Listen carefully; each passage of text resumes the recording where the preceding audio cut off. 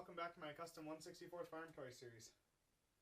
Today I'm going to do something that I've been meaning to do for a long time and I've been a little bit afraid of. I need to cut my foam board in half because my display stands are split so I can get it out of the house easier. And so right now I'm marking out my lines, and thankfully it'll actually turn out pretty good. A lot of my line actually ends up under buildings, and so the nice thing about that is that'll make it much easier to cover up that transition when I put it back together. So right now I'm just kind of marking everything out using this as a straight edge, and then we're going to go ahead and try and cut it. I thought about taking it out to the shop and using the circular saw to cut it, but I'm afraid that's going to rip it just as much as anything else. So we're going to go ahead and give this a shot.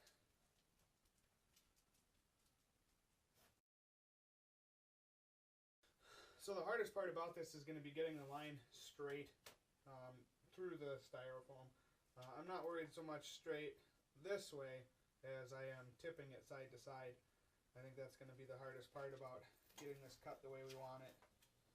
So we're just going to go nice and slow and kind of take our time.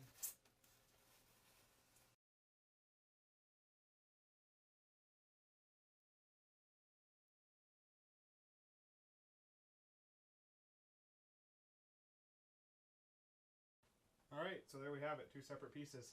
That didn't go too bad. There's a few places where it took some chunks out, but that's not a big deal. That's easy enough to fix. So, like I said, I've been needing to do that for a long time, but I've been putting it off because I wasn't sure how I wanted to do it, so I'm glad it's just finally done now. Nice thing about that is now I can start building my two separate sections of road, and one thing we'll have to make sure of here is that we have a way to make sure that they're the same level, because obviously with the basement floor being unlevel and all that, they're not going to be perfect, but if we're going to display it somewhere, we want to make sure that we can shim it up so that those are perfect. But anyways, I'm going to start working on the roads, and you guys go ahead and stay tuned. Alright everyone, so the next thing I'm going to work at is the roads.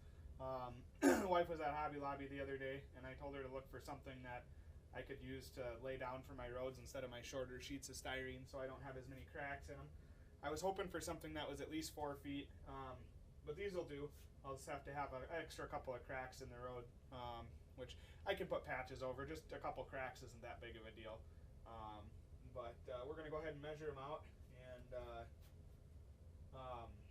cut it up, and then I'm actually going to paint it separate from the styrofoam. I'm going to do that same technique that I used from the earlier video on the styrene. And we'll see how it looks on this this tag board, but it should work out pretty nice. And then we'll go ahead and glue it down once the paint and everything is dry. The nice thing about doing it that way is I don't have to worry about overspray, because overspray, or any spray paint for that matter, will actually eat into the styrofoam. And so by doing it, in a different area, I can eliminate that overspray problem. And I don't have to mask everything up, and then I don't have to do it in the house. I can go out to the shop. So I'm going to start measuring this up and cutting it to the size it needs to be.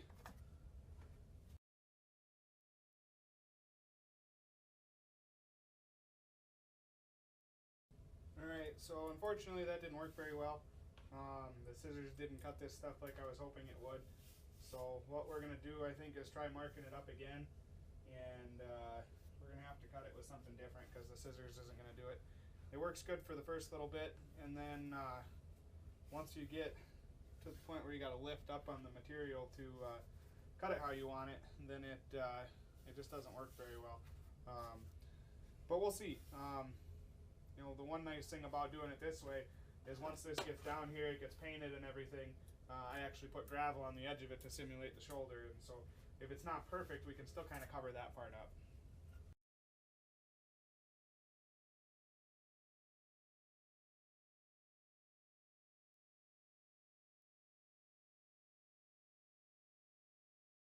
Alright, so you can see we got our road laid out here.